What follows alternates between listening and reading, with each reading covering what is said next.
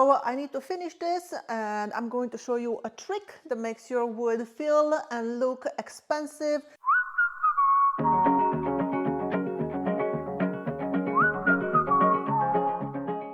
Hey you guys, today I'll be finishing this cross. Someone purchased this cross this morning, so I need to finish it so I can ship it on Monday.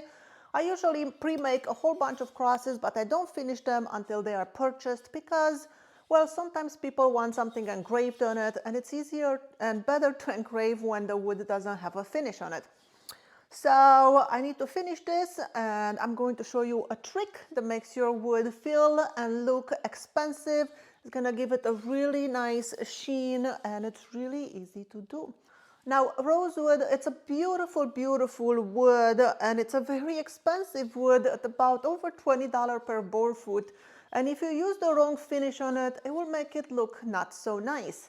So I want to make this expensive wood look even more expensive. I want it to feel amazing. I want when this person opens the box and pick up the cross, I want it to feel it and be like, wow, this is some good quality cross.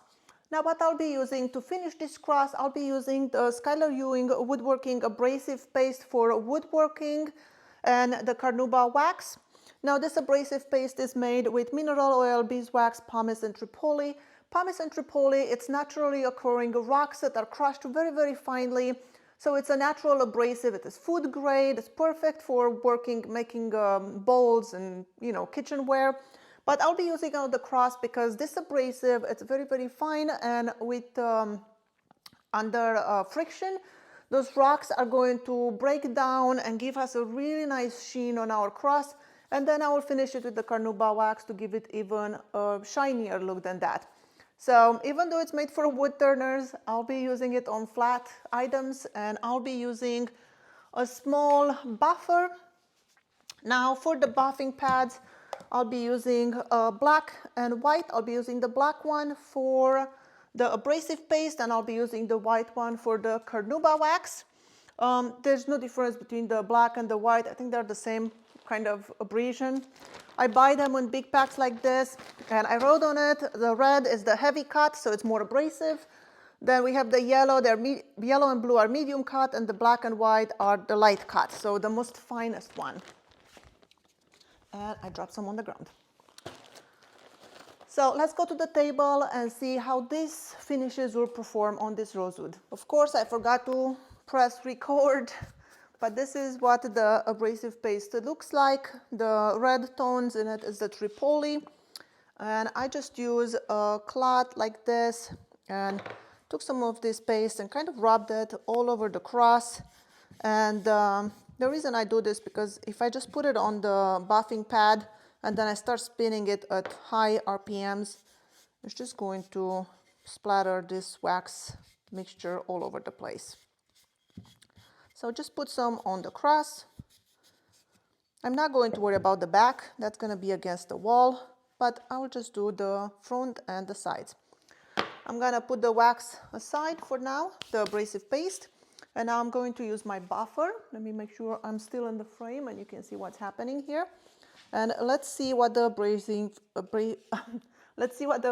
paste will do.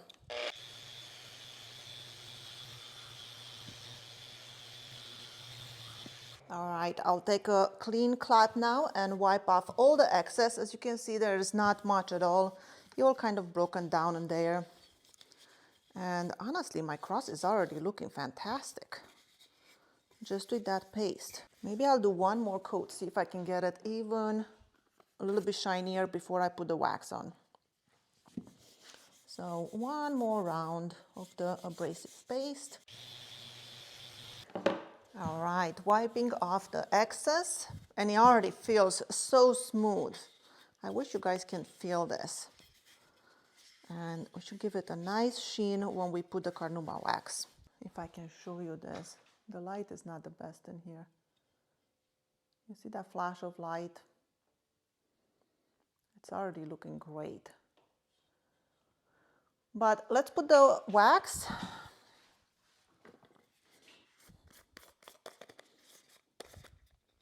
This is what the carnauba wax looks like. And I'll do the same thing. I'll just put it in with a rag.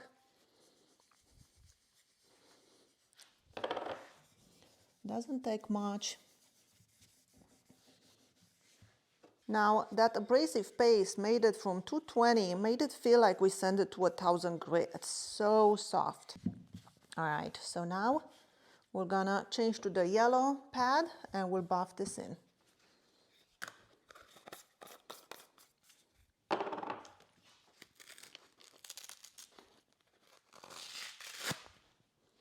I love this little buffer. I'll put it in the description below if you're interested. It's perfect for small jobs and it has a variable speed.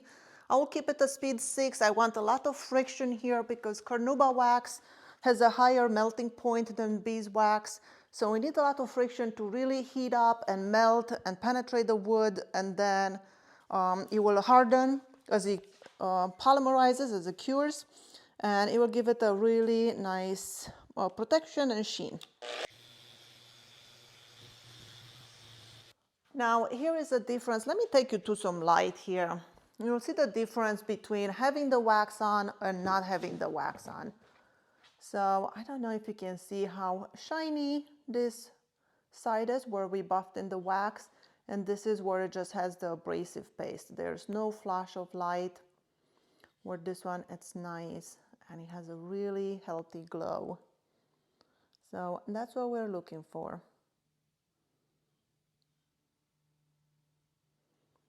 Perfect, perfect finish every single time. Really, really easy to do.